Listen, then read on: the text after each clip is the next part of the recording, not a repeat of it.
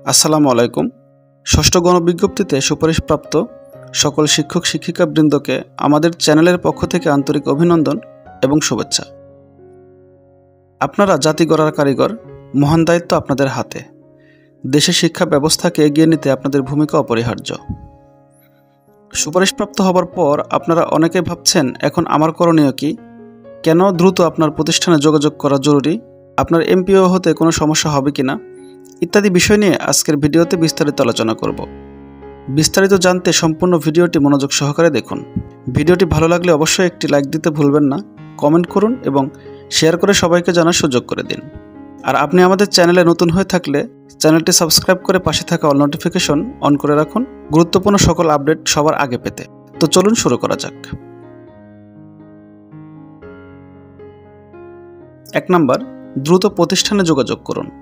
সুপারিশপত্র হাতে পাওয়ার পর প্রথম এবং সবচেয়ে গুরুত্বপূর্ণ কাজটি হলো দ্রুত আপনি যে প্রতিষ্ঠানে সুপারিশপ্রাপ্ত হয়েছেন সেখানে যোগাযোগ করা। এক্ষেত্রে কোনো ধরনের বিলম্ব করা উচিত হবে না। যত দ্রুত সম্ভব প্রতিষ্ঠান প্রধানের সাথে দেখা করুন, সম্ভব হলে এই সপ্তাহের মধ্যেই। 2, প্রতিষ্ঠানের কাগজপত্র যাচাই করুন। প্রতিষ্ঠানে যাওয়ার পর তাড়াহুড়ো না করে সব কাগজপত্র ভালোভাবে যাচাই করে নিন। নিশ্চিত হয়ে নিন যে আপনার সাবজেক্টের অনুমোদন আছে কিনা, শিক্ষক প্যাটার্ন, শূন্যপদ এবং শাখা অনুমোদন ঠিক আছে কিনা, আপনার পদটি টেকনিক্যাল না জেনারেল সেটাও ভালোভাবে দেখে নিন। এই ধাপটি খুবই গুরুত্বপূর্ণ, কারণ ভবিষ্যতে এমপিওভুক্তির ক্ষেত্রে এই বিষয়গুলো বাধা সৃষ্টি করতে পারে। 3, প্রয়োজনীয় কাগজপত্র সঙ্গে নিন।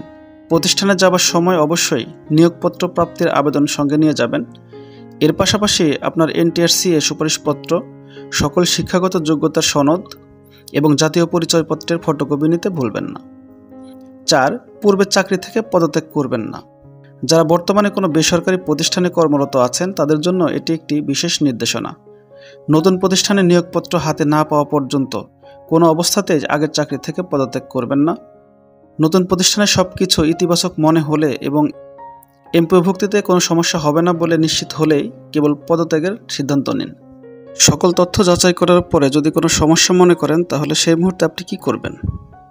যদি এ ধরনের কোনো সমস্যা পরিলক্ষিত হয় তাহলে সঙ্গে সঙ্গে আপনি NTRCA এর সঙ্গে যোগাযোগ করবেন। প্রতিষ্ঠান যদি ভুল চাহিদা দিয়ে থাকে তাহলে NTRCA তাদের বিরুদ্ধে অ্যাকশন নেবে এবং আপনাকে নতুন করে অন্য প্রতিষ্ঠানে সুপারিশ করবে। এর পরবর্তীতে আপনাদের কি করণীয় সে সম্পর্কে পরবর্তী ভিডিওতে আমরা আলোচনা করব। আপনারা যারা ষষ্ঠ গণবিজ্ঞপ্তিতে সুপারিশপ্রাপ্ত হয়েছেন, আপনাদের উজ্জ্বল ভবিষ্যৎ কামনা করি। আশা করি আপনারা সবাই আপনাদের কাঙ্ক্ষিত লক্ষ্যে পৌঁছাতে পারবেন। আজকের ভিডিওটি যদি আপনাদের উপকারে আসে অবশ্যই লাইক করবেন, বন্ধুদের সঙ্গে শেয়ার করবেন এবং এই ধরনের আরও গুরুত্বপূর্ণ তথ্য পেতে আমাদের চ্যানেলটি সাবস্ক্রাইব করে পাশে থাকবেন। আপনাদের যে কোনো প্রশ্ন বা জিজ্ঞাসা থাকলে কমেন্ট বক্সে জানাতে পারেন। আমরা চেষ্টা করব আপনাদের সকল প্রশ্নের উত্তর দিতে। আজ এ পর্যন্তই। সকলে ভালো থাকুন, সুস্থ থাকুন। আল্লাহ হাফেজ।